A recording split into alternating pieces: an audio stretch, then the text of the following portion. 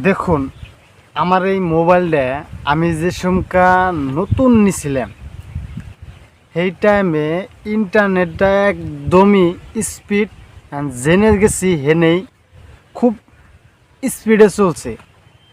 এখন কি হয়েছে জানি না, লাহে লাহে পুরান হইতেছে, ইন্টারনেটে এত প্রবলেম দিতেছে, কত জায়গায় যায় হেরে ইন্টারনেট মারেই না, ইন্টারনেট চালুই না, ডাটা আহেই না। তো আজকে একটা সেটিংয়ের বিষয়ে কমু। ওই সেটিংটা যদি আপনি কইরা নেন, আপনার মোবাইলে নতুন কালে যেরকম চলতো ওই সিস্টেমই চলবো। আর কত কত জায়গায় যে ইন্টারনেট বাইরে ধরছে ওই প্রবলেমটা সলভ হবো।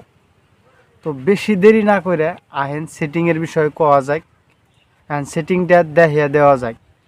তার আগে ছোট্ট একটা রিকোয়েস্ট, আমার এই চ্যানেলে যদি আপনি নতুন হয়ে থাকেন তাহলে চ্যানেলটা সাবস্ক্রাইব করবেন, ছোট্ট করে একটা শেয়ার করবেন।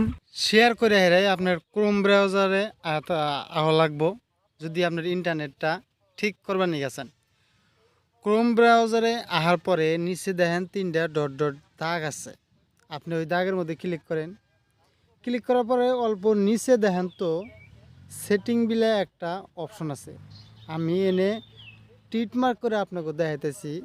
সেটিং বিলে একটা অপশন আছে, আপনি কি করেন, ওই সেটিংটার মধ্যে ক্লিক করেন। ক্লিক করার পরে অল্প নিচে যায় দেখেন তো প্রাইভেসি অ্যান্ড সিকিউরিটি বলে একটা অপশন আছে, আপনি কী করেন ওটার মধ্যে ক্লিক করেন। ক্লিক করার পরে অল্প নিচমিহি স্ক্রল করেন। নিচমিহি স্ক্রল করার পরে এনে দেখেন তো আপনার ইউজ সিকিউর ডিএনএস, এই ডিএনএসের মধ্যে আপনার ক্লিক করা লাগবে। ক্লিক করার পরে উপরে দেখুন তো ডিএনএসটা আপনার টিকমার্ক করা আছে, ওয়ান করা আছে, এটা বাধ্যতামূলক আপনার ওয়ান করা থাকা লাগবো।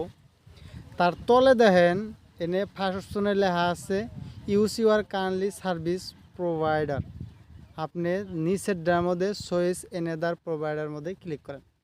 আপনি এটার মধ্যে ক্লিক করার পরে সাইডে দেখেন তো একটা আপনার কার চিহ্নের নাগাল একটা চিহ্ন আছে, আপনি কি করেন ওই চিহ্নটার মধ্যে ক্লিক করেন।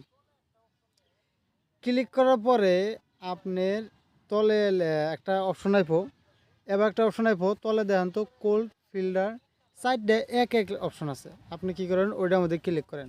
ক্লিক করার পরেই আপনার কাম খতম। তারপরে থেকে আপনি দেখবেন তো যে কোনো একখানে যাবেন আপনার ইন্টারনেটটা একদম আগের নাগাল চলতেছে।